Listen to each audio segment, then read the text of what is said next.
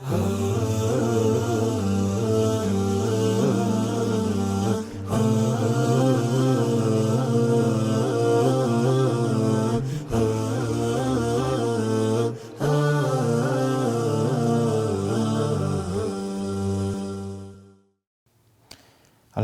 Rabbil Alamin, wassalatu wassalamu ala sayyidil anbiya'i wal mursalin wa ala alihi wa sahbihi wa tabi'in wa tabi'ihim bi ihsanin ila yawmiddin wa ba'd.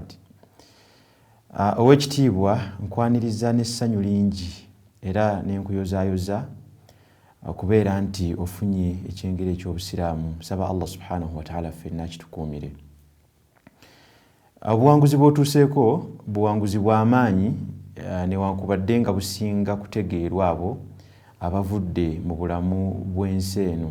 Nkuwa amawulire ag'essanyu nti munnange ozudde ekyama ky'obulamu bwo era ozudde ekisumuluzo eky'ebiseera byo eby'omu maaso kuno ku nsi ne ku nkomerero. Agamba Allah subhanahu wa ta'ala mu suratu Muhammad aya ya 2, والذين آمنوا وعملوا الصالحات وآمنوا بما نزل على محمد وهو الحق من ربهم كفر عنهم سيئاتهم وأصلح بالهم.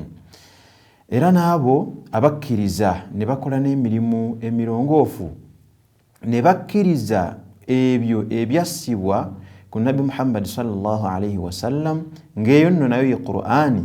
Agamba Allah nti wa huwa al-haqqu, ng'era Qur'ani eyo ge mazima min rabbihim, okuva eri mulezi waabwe Allah subhanahu wa ta'ala. Kye bagenda okufuna? Kaffara anhum sayiatihim. Allahu akbar. Aga nti abasonyiwa, Allah subhanahu wa ta'ala abasonyiwa ebyonoono byabwe, ensobi zaabwe ze bakulembeza, ne babeeranga abazaaliddwa obuzaalibwa obujja nga tebalina kabi konna. Wa aslaha balahum, ate takomaoko n'abaterereza n'embeera zaabwe, embeera eza kuno ku nsi, ate n'abaterereza n'embeera ez'okulunaku olw'enkomerero. Mu suratu Ali Imran aya ya 12 Allah subhanahu wa ta'ala yagamba ng'agifundikira nti wala tamutunna illa wa antum muslimun. Era banne mufengayo nnyo okulaba nti okufa tekubatuukako okujjako nga muli abantu abasiraamu. Ebirala omuntu asobola okubifiirwa, naye afeeyo nnyo alabe ng'afuna obusiraamu bw'aba ava mu nsi muno, ekikulemberanga mu nsawo ye bubeere busiraamu.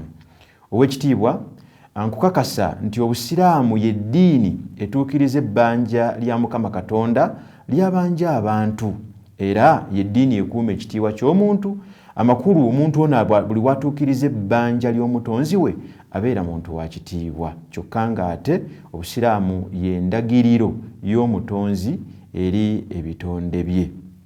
Wulira, obusiraamu bwonna bulungi, obusiraamu bwangu, temuli kukaluubiriza yadde.